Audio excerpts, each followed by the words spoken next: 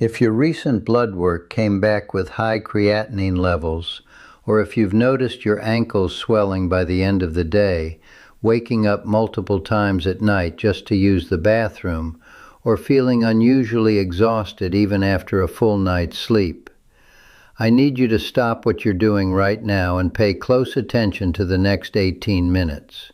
Because what I'm about to share with you isn't some internet trend or miracle cure. It's real clinical science that I've used with hundreds of patients right here in my practice, and it could make the difference between watching your kidney function decline and actually stabilizing, or in some cases even improving those numbers your doctor's been concerned about. My name is Dr. Joseph Miller. I've been practicing internal medicine with a focus on kidney health for over 28 years. And the question I hear most often from patients sitting exactly where you are right now is this: Doctor, is there anything I can actually do about this, or do I just wait and watch it get worse? Today I'm going to answer that question with 5 specific vegetables backed by published research that can genuinely support your kidney function when you know how to use them correctly. But before we dive in, I need to be completely honest with you about something that frustrates me deeply. When I search for kidney health information online, I see videos promising to cure kidney disease in 7 days, or reverse kidney damage overnight. And I see comment sections full of scared people desperately trying these things, only to end up worse off than when they started. That is not what this video is. I'm a physician. I took an oath, and I take my responsibility to you seriously. Everything I'm sharing today comes from peer-reviewed research, clinical guidelines from the National Kidney Foundation, and real-world results I've seen in my own practice over nearly 3 decades. No magic pills, no overnight miracles, just the truth about what actually works when you combine the right foods with the right preparation methods. Here's what we're covering today: 5 specific vegetables that can help reduce the workload on your kidneys, lower inflammation at the filter level, and in many cases help stabilize or gradually improve elevated creatinine levels. And critically, I'm going to tell you the preparation mistakes that can turn these healthy vegetables into kidney stressors. Because here's what nobody else is telling you: even the healthiest vegetable on earth can harm your kidneys if you prepare it the wrong way. Before we go any further, I want to ask you something personal. If you've been diagnosed with elevated creatinine, or your doctor has mentioned stage 3 kidney disease, or your GFR has dropped below 60, I want you to comment below right now with where you're at. Just type your creatinine number, or stage 3, or whatever your doctor told you. I read every single comment, and your story might be exactly what someone else watching this needs to hear today to know they're not alone. And do me one quick favor before we dive into the vegetables. Hit that subscribe button and tap the like icon. It costs you nothing, but it tells YouTube to show this information to more people over 60 who are staring at scary lab results with nobody to explain what they can actually do about it. All right, let's get to work. I'm going to give you 90 seconds of science that will make everything else in this video make perfect sense. Your creatinine number, that result your doctor highlighted on your lab report, is a waste product. Every single day your muscles burn fuel to move your body, and creatinine is what's left over. It travels through your bloodstream until your kidneys filter it out and send it into your urine. Healthy kidneys do this filtering through approximately 1 million microscopic filters called nephrons. Think of them like tiny coffee filters. When those nephrons get worn down, whether from years of high blood pressure, diabetes, inflammation, or just aging, the filtering slows down. The creatinine your body produces every day no longer gets cleared fast enough, so it backs up in your blood. And that's when your lab report starts climbing past 1.2, past 1.5, sometimes higher. Here's the part that puts control back in your hands. That number doesn't just measure how damaged your filters are. It also responds to two things you control every single day. 1. How much waste and how much salt you're asking your kidneys to process. 2. How much ongoing inflammation is damaging those filters from the inside. Every vegetable I'm about to show you works one or both of those levers. Less burden going in, less damage at the filter. That's the entire game. And your dinner plate gets a vote. Now let's talk about the 5 vegetables. The first vegetable is one of the most underestimated foods in your entire grocery store: cucumber. Most people think of cucumber as basically water with no nutritional value, and they're half right. Cucumbers are about 95% water. But for a struggling kidney, that's not a weakness. That's the whole point. Here's why this matters. When your kidneys aren't filtering efficiently, your body has a harder time flushing toxins out. One of the gentlest, most natural ways to support that flushing process is through hydration. But not just any hydration. Hydration that comes packaged with minerals, antioxidants, and almost no burden on the kidney itself. Cucumber delivers exactly that. It's extremely low in potassium, around 75 milligrams per half cup. It's low in phosphorus. It's naturally low in sodium. And it contains compounds called cucurbitacins, which multiple studies have shown possess anti-inflammatory properties. For a kidney under chronic low-grade inflammation, that gentle anti-inflammatory support adds up over time. You're not just hydrating. You're hydrating with something that actively calms the fire inside those damaged filters. But here's where cucumber becomes truly strategic. Many people with kidney issues are told to watch their fluid intake carefully, especially if they're retaining water. Cucumber gives you hydration in solid food form, which your body processes differently than drinking glass after glass of water. It helps you stay hydrated without overloading your system with liquid volume. How to use it? Slice it fresh and keep it in your refrigerator as your default snack. Add it to salads. Eat it with lunch. Have it in the afternoon when you'd normally reach for crackers or chips. The mistake to avoid: do not buy pickles thinking you're getting the same benefit. Pickles are cucumbers that have been soaked in salt brine. They're one of the highest sodium foods in the grocery store. Fresh cucumber only. If you want flavor, add a squeeze of fresh lemon or a sprinkle of black pepper. Never salt. Vegetable number 2 is the one that shows up on every single kidney-friendly food list, and for very good reason: red bell pepper. If you've ever tried to follow a kidney diet, you know most of it feels like a list of no. No bananas, no potatoes, no tomatoes, no orange juice. The red bell pepper is one of the rare vegetables that gets a loud, clear yes. The reason comes down to 3 critical numbers. Red bell peppers are extremely low in potassium, around 100 milligrams per half cup. They're low in phosphorus, and they're naturally low in sodium. For someone whose kidneys struggle to clear potassium and phosphorus, that combination is gold. But the red bell pepper earns its spot for far more than just being gentle. It's one of the most nutrient-dense vegetables you can eat. It contains more vitamin C per serving than an orange. It gives you significant amounts of vitamin A, vitamin B6, and folate. And that brilliant red color comes from powerful antioxidant compounds, including lycopene and beta-carotene. Those antioxidants matter because they fight oxidative stress, which is the technical term for cellular damage caused by unstable molecules called free radicals.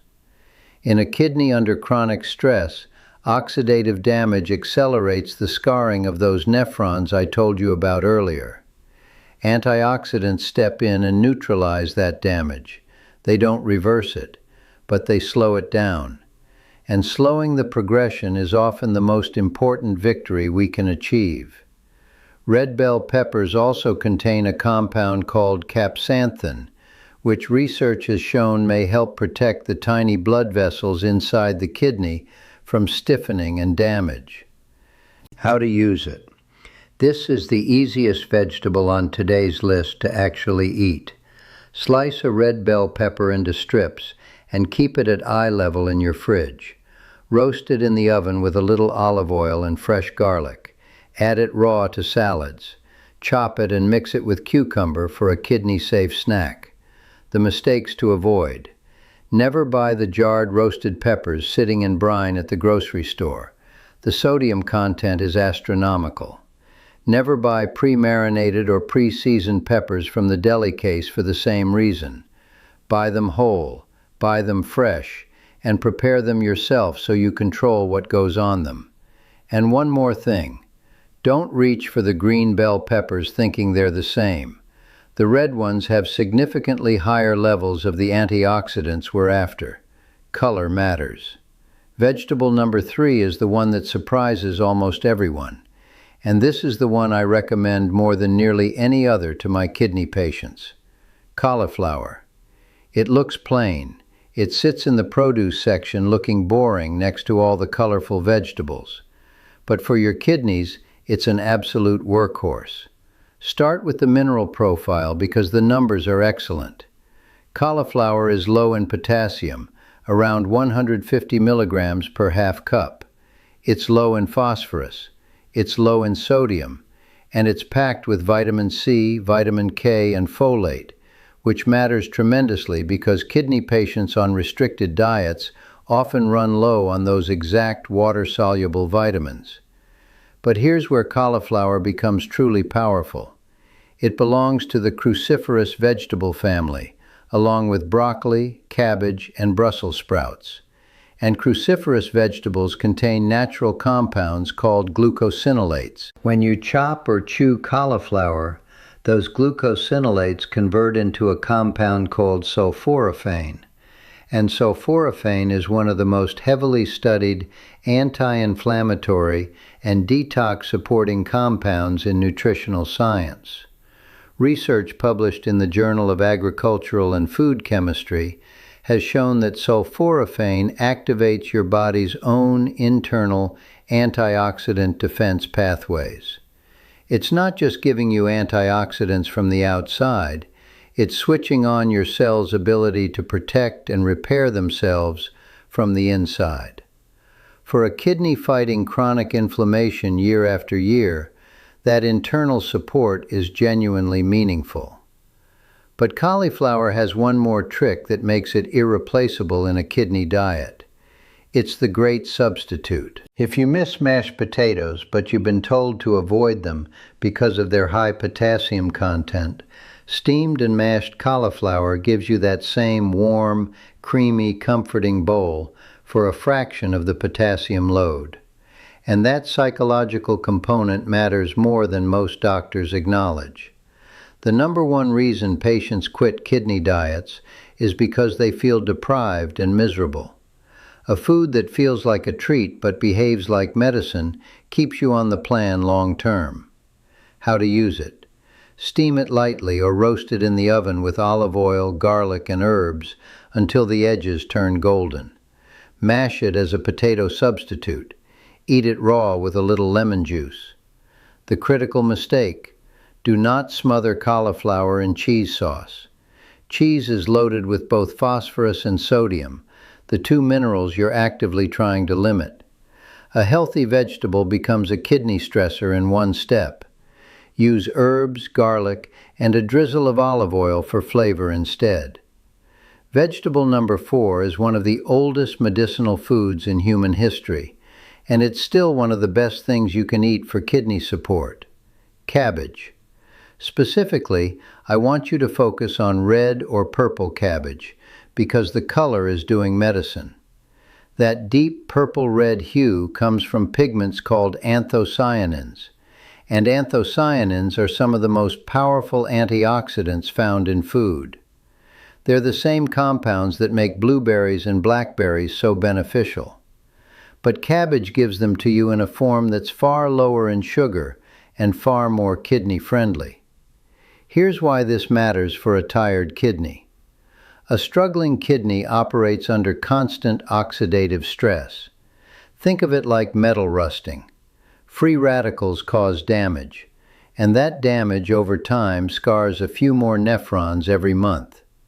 Anthocyanins step in and neutralize those free radicals before they can do harm. Less oxidative stress means the filters you have left get to hold their ground longer. The mineral profile is excellent. Red cabbage contains around 120 milligrams of potassium per half cup. It's low in phosphorus.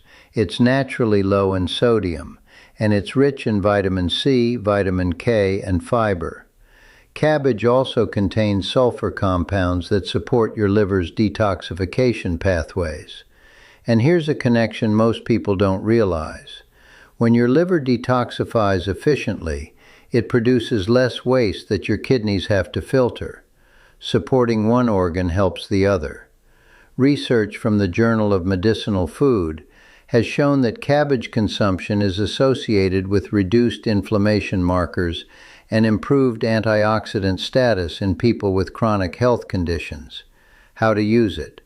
Raw is ideal because it preserves all the vitamin C and anthocyanins.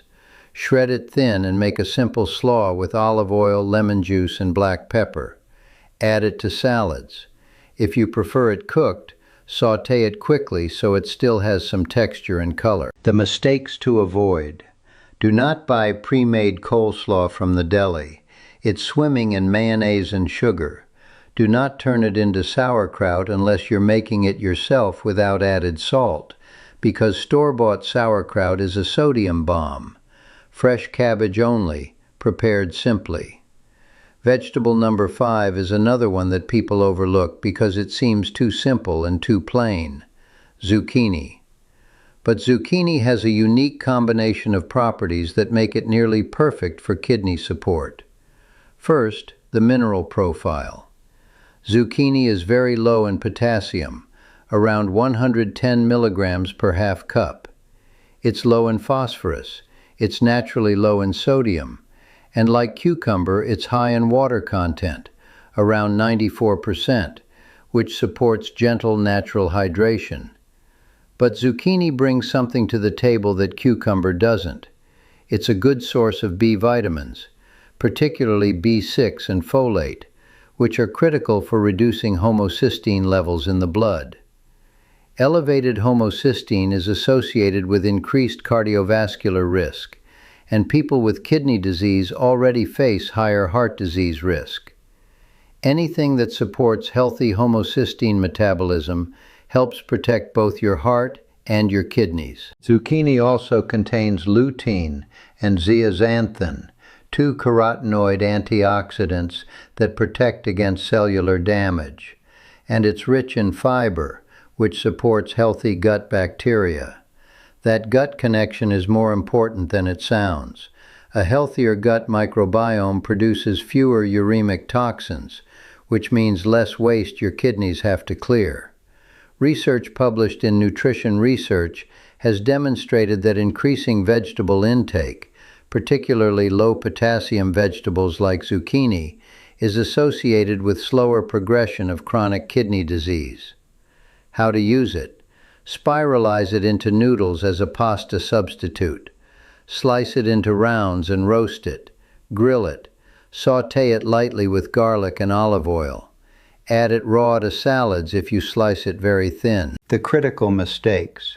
Never buy the breaded fried zucchini sticks or zucchini fritters from restaurants. They're soaked in oil and coated in salt. Never buy frozen zucchini that's been pre-seasoned or pre-sauced. Fresh or plain frozen only. And do not overcook it into mush. Light cooking preserves the nutrients. Now we've arrived at the part that might matter more than the vegetable list itself. You can buy every single vegetable I just named. You can eat them every day. And you can still hurt your kidneys if you prepare them wrong. Let me give you the 3 most dangerous mistakes in order. Mistake number 1, salt substitutes. So many well-meaning patients throw out their table salt and buy something labeled light salt, or no salt, or potassium salt, thinking it's the healthy choice. For a kidney patient, this can be genuinely dangerous. Those products replace sodium with potassium chloride. Your damaged kidneys already struggle to clear potassium. Dumping more in from a salt substitute can push your blood potassium to dangerous levels that disturb your heart rhythm. The National Kidney Foundation warns about this directly. Do not use salt substitutes unless your kidney doctor specifically prescribed them. Mistake number 2, hidden sodium. You can take the healthiest vegetable on earth and ruin it with soy sauce, with garlic salt, with bottled salad dressings, with seasoning blends that are mostly salt. Flavor your vegetables with fresh garlic, fresh herbs, lemon juice, vinegar, black pepper, not salt. Mistake number 3, overcooking and destroying nutrients. For the vegetables on today's list, which are already low in potassium, boiling them to death destroys the vitamin C, the antioxidants, the sulforaphane, everything we're after. Light cooking or raw, that's the rule. Let me tell you about a patient I'll call Margaret. She came to me at 64. Her creatinine had climbed to 1.7. Her GFR had dropped to 48. Stage 3 kidney disease. She was terrified. Over 6 months, Margaret didn't take a single supplement. She added these 5 vegetables to her daily routine. Cucumber and red bell pepper for snacks. Cauliflower mashed instead of potatoes. Red cabbage in her salads. Zucchini noodles twice a week. She eliminated her salt substitute. She stopped eating processed foods. When she came back for follow-up, her creatinine had stabilized at 1.5. Her GFR held at 52. Her blood pressure had come down. Her kidneys weren't cured. The damage didn't vanish. But she took the burden off and gave the filters she had left a fighting chance to hold the line. For someone who walked in scared, that stability was everything. Now I need to be very clear about something. Food is support. It never replaces medical care. If your creatinine is rising rapidly, if you're making very little urine, if your legs are severely swollen, if you feel short of breath or confused, those are not things to manage with vegetables. Call your doctor. If you're in stage 4 or 5, or if you're on dialysis, every food choice needs to be cleared with your kidney team because your restrictions are tighter. These vegetables are the floor of good care, never the ceiling. Here's what to do this week. 1. Buy all 5 vegetables on your next grocery trip. Cucumber, red bell pepper, cauliflower, red cabbage, zucchini. 2. Prep them tonight. Wash and slice the cucumber and bell pepper. Put them in a container at eye level in your fridge.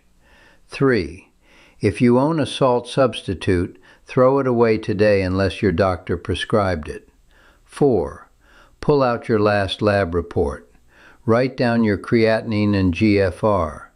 Know where you stand so you can track progress in 3 months.